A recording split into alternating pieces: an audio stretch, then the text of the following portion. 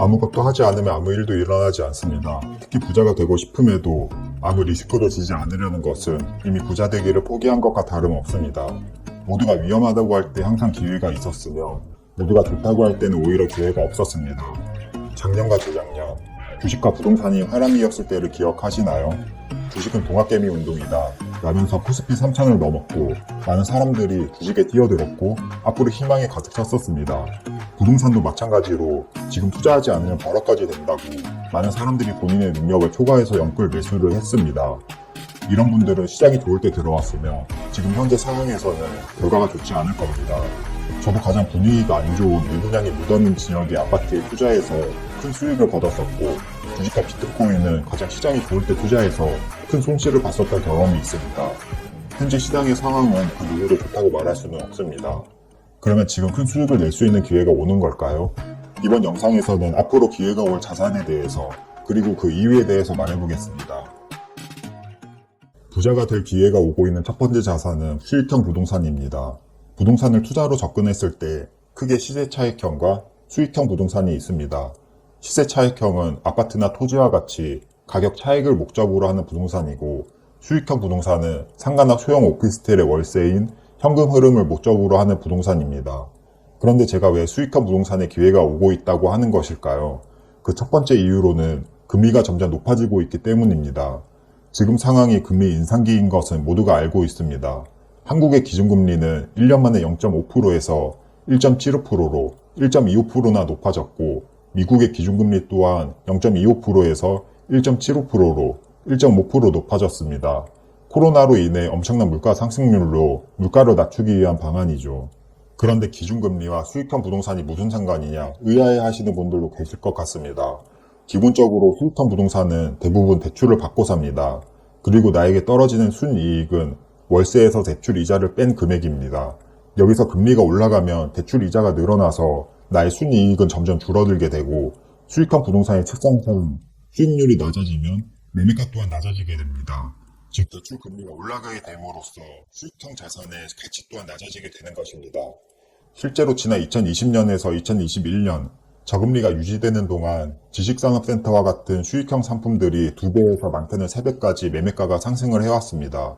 본질은 수익형 상품이지만 시세 차익형 상품이 되었던 거죠. 지식산업센터의 경우 대출이 80에서 90%까지 나오는데 금리가 워낙 저렴해서 대출 90%를 받아도 이자가 적게 나가 대출 이자의 순이익이 높게 유지가 되었고 매매가 또한 오르게 된 것입니다.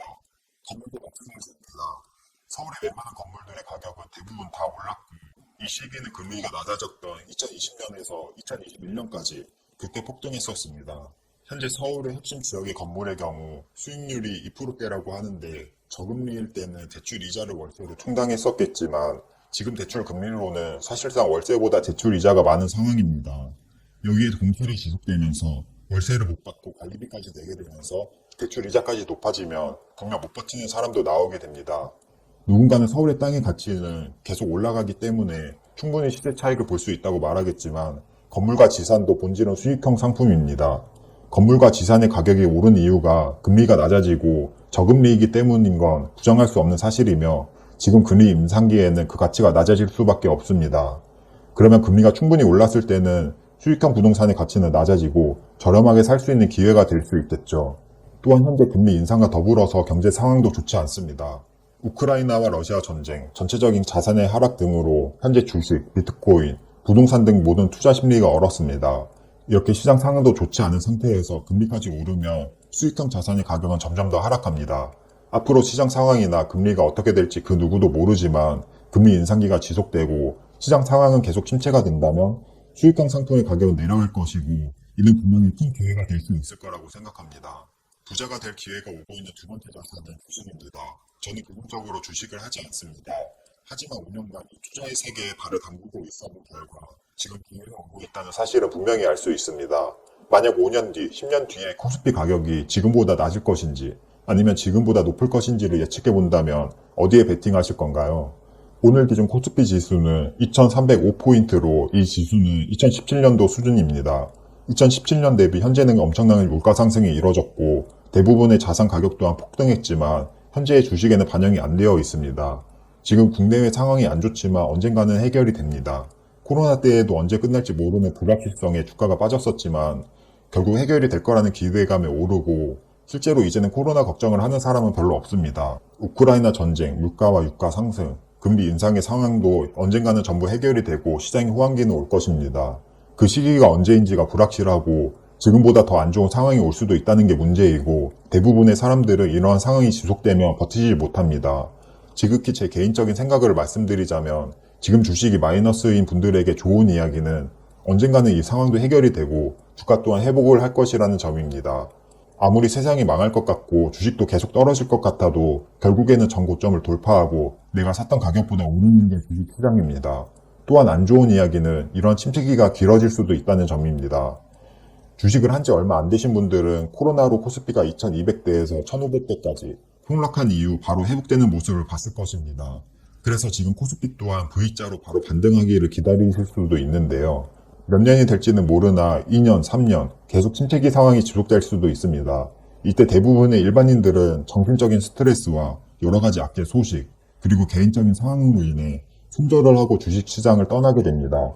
아직 이 정도의 상황은 아닌 것으로 보이며 시장이 더 부정적으로 변하고 심지어 사람들이 시장을 떠나갈 때 그때가 주식을 매수할 기회라고 생각합니다. 오늘은 부자가 될 기회가 오고 있는 두 가지 자산에 대해서 말해봤습니다. 누군가는 이미 손실을 보고 있어서 힘든 분들도 계실 건데 힘드시겠지만 버티시기를 바랍니다.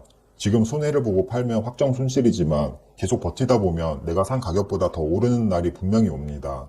반대로 지금을 자산시장의 기회로 보시는 분들은 당장 섣불리 매수하기보다는 시장을 관찰하고 공부를 해야 합니다. 그리고 본인만의 원칙과 기준이 확고할 때 확실한 매수 이유를 가지고 자산을 사시기를 추천드립니다. 그럼 오늘도 영상 끝까지 봐주셔서 감사드리고 도움이 되셨다면 구독과 좋아요 부탁드립니다.